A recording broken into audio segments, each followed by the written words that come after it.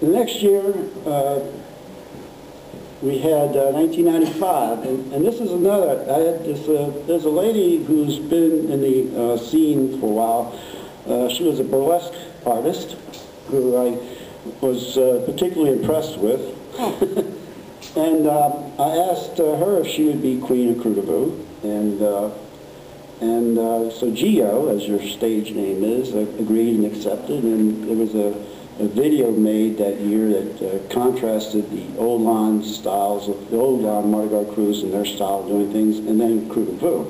And Gio here was one of those people who was part of that video. It was really funny because the contrast between the royalty of one of these old line Mardi Gras crews learning how to hold the scepter, and then the next scene was like Gio going to an adult bookstore trying to find a double-edged dildo that was 12 foot long. That's my scepter. So it kind of tells you where we were getting from. Lisa, would you like to say a few words?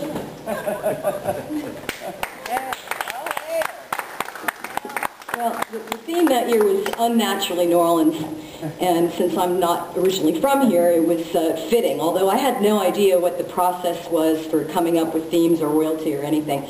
And at that time, Ray did not discover me on Bourbon Street. I think he'd seen a story about me in the Lanyap, and then I was editing videos of my performances at a place called Novak, which at that time was on Magazine Street. And he had seen me editing these videos, so I think that's kind of when he got it in his head. Oh yeah, maybe she'd make a good queen. But I had seen a couple of my friends of mine or acquaintances of mine had participated, I think when Angus Lind was king, but I could never go to Krewe du Vieux because I was on Bourbon Street on Saturday nights, so that just didn't fit into my agenda at that time. And then later on, I would kind of sneak over to the ball after my last show on that third Saturday before Fat Tuesday, of course. But it's just been such a wonderful association to be not originally part of any of the sub-crews, but to be invited in as royalty. So now I've been dubbed Mistress of Protocol. And I didn't bring my paddle today. My tree has made very good use of the paddle, my tree being our current treasurer. But I try to involve the spirit of creativity and the spirit of fun with the crew in most everything that I do when it comes to civic involvement in New Orleans. And I wish there were more people here that didn't know about the Krewe du Vieux so that they could learn something a little more, but hopefully this will be a long association as well as far as the Colton School, and the Colton School being an arts community center. That's what I'm hoping, especially since I live in the Marigny. I'm trying to think of one of the controversies. Oh yeah, Unnaturally New Orleans. That, of course, is a play on the Frank guy.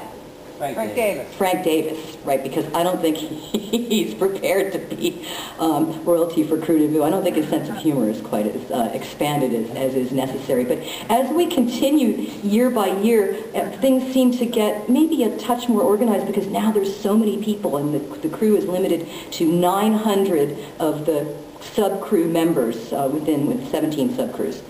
So as we go on, more and more tradition keeps sort of building these onion-like layers. And when I became queen, they had a fundraiser, and they invited me to the fundraiser, but they didn't invite me to the captain's dinner, and I wasn't presented with all these gifts, which is what we do now. And let me tell you, I still look forward to the captain's dinner, not only because I get to see all the captains, and now I meet with them almost once a month when we start to meet in September, but I still get gifts. Especially from Mama Roo, and I saved them. I got the best gift from Mama Roo last year. It was a mini float, and their theme was we all live in a Jell-O shot machine, so I got a mini Jell-O shot machine that I keep on my kitchen shelf. And anyway, it's been really great, and you got another 15 years to go through, right?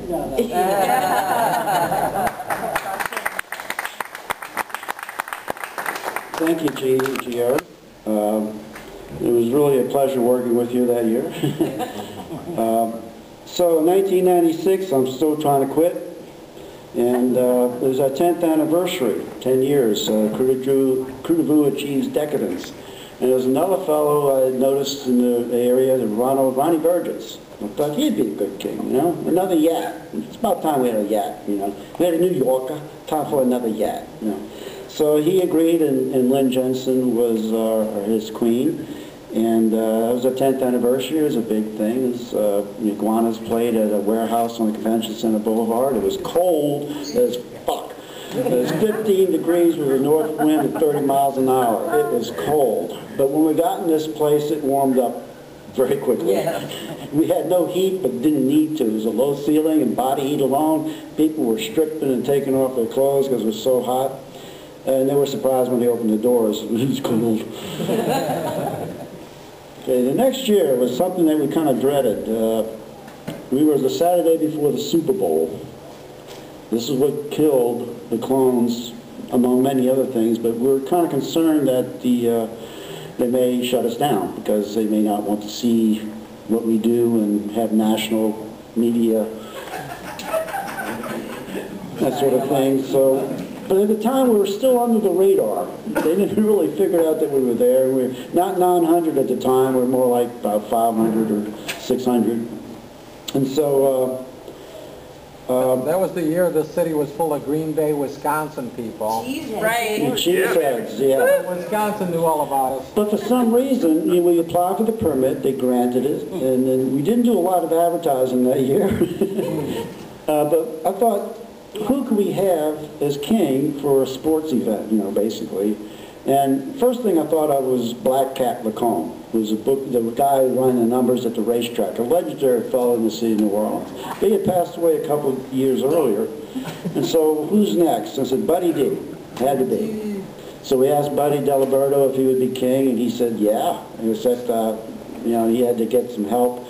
He had to have I think his daughter had to ride with him because he didn't want to be up there alone, and his daughter was great. And he said, fine, it's king and queen, Buddy D.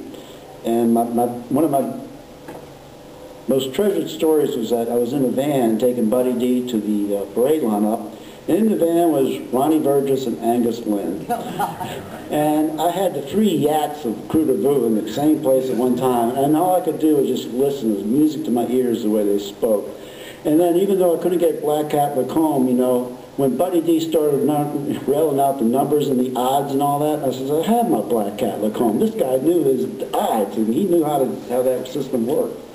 So he was a great king, and he, and God bless his soul, because he passed on, a couple of years ago. But he was truly a New Orleans treasure, and everyone loved Buddy D. In 1998, still trying to quit. That was the year when Kraus, Maison Blanche, K&B, all these businesses that were part of New Orleans culture folded shop, and they left. So we came up with the theme of Sold Down the River, S-O-U-L-E-D, to sort of lament that passing of these New Orleans institutions.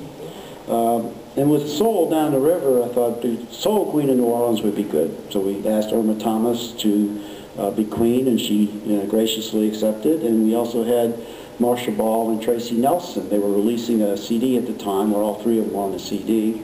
And they came along as the Grand Duchesses, and we had a party. They performed at the party after the parade, which was at Kraus, the department store. Now, this was like going to the Boston Club, but Kraus was a lot more harder because it was a big space. And we talked to the owner and manager of Kraus. I asked him about this. He looked at me like I was crazy. But once I showed him the documents that were nonprofit, 501c7, and then we had press releases that were mostly favorable. And he came up to me and says, "You're crazy for doing this, asking me to do this. But you know what? I'm crazy for saying yes. Let's do it." And so we had our party after the parade at the Kraus department store. And it was one of the biggest events that we ever had, and one of the most mind-numbing, excruciating things to plan, organize, and pull off.